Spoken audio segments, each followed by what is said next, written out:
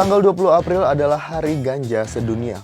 Puluhan negara mulai melegalisasi ganja untuk tujuan medis kebanyakan, tapi juga ada yang mengizinkan penggunaan dengan tujuan rekreasi. Bahkan negara tetangga, Malaysia, kini tengah berproses untuk melegalkan ganja. Bagaimana dengan Indonesia?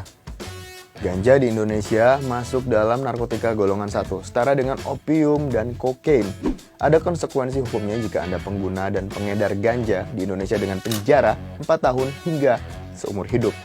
Karena pemerintah Indonesia ini masih yakin bahwa penyalahgunaan ganja dapat menyebabkan efek ketergantungan, kerusakan organ tubuh dan otak. Ngomongin tentang legalisasi ganja, apakah Anda setuju atau tidak setuju?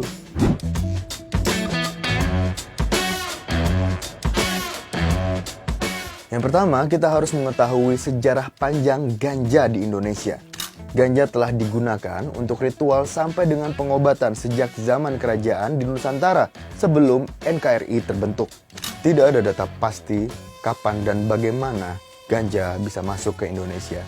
Tapi ada kepingan catatan sejarah yang bisa kita susun bersama. Beberapa ilmuwan mengatakan ganja berasal dari Danau Qinghai, dataran tinggi Tibet. Tapi dalam Kamus Sejarah Indonesia, ganja berasal dari sekitar Laut Kaspia.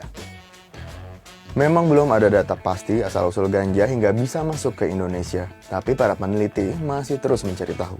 Menurut Direktur Eksekutif Yayasan Sativa Nusantara Inang Winarso, dalam penelitian dan dokumen-dokumen sejarah yang ia kumpulkan, ganja masuk ke Nusantara dibawa oleh para pedagang dan pelaut dari Gujarat, India ke Aceh pada abad ke-14. Para pelaut itu juga membawa ganja hingga ke wilayah Nusantara bagian timur seperti Maluku. Ganja kala itu dikategorikan sebagai rempah, jadi bisa digunakan juga untuk alat transaksi bertukar dengan rempah lainnya seperti cengkeh, lada, vanili, dan banyak rempah lainnya di Nusantara. Selain itu, ada juga relief gambar daun ganja di Candi Kendali Sodo, Gunung Penanggungan, Mojokerto. Tapi belum bisa dipastikan secara studi artefak apakah itu daun ganja atau bukan. Penelitian akan sejarah, budaya, manfaat ganja di Indonesia masih minim, padahal ganja tumbuh subur di Indonesia.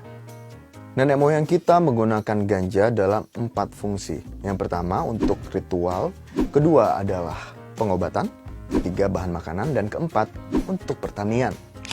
Dalam manuskrip kitab kuno Tajul Muluk di Aceh, ganja bisa digunakan untuk pengobatan kencing manis atau diabetes. Praktik itu katanya sih masih dilakukan sampai sekarang walaupun sembunyi-sembunyi.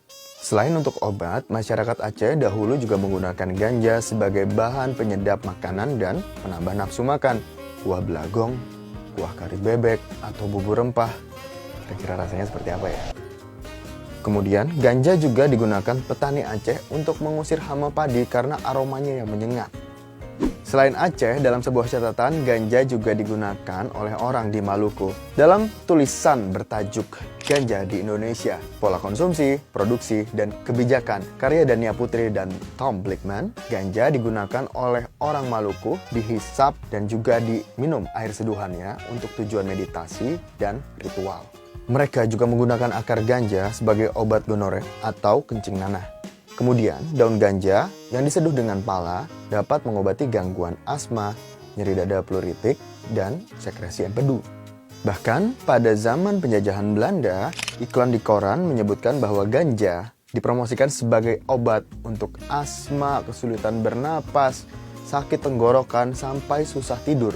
Kalau di Indonesia dari abad 12-13 berarti sekarang abad 21 berarti sudah 900 tahun, hampir 1000 tahun. Nah kalau udah ratusan mendekati ribuan tahun, terus tiba-tiba di abad ke-20 ada undang-undang yang melarang itu semua. Melarang pemakaian apapun gitu. Padahal secara historis dari abad ke-12-13 itu sudah digunakan.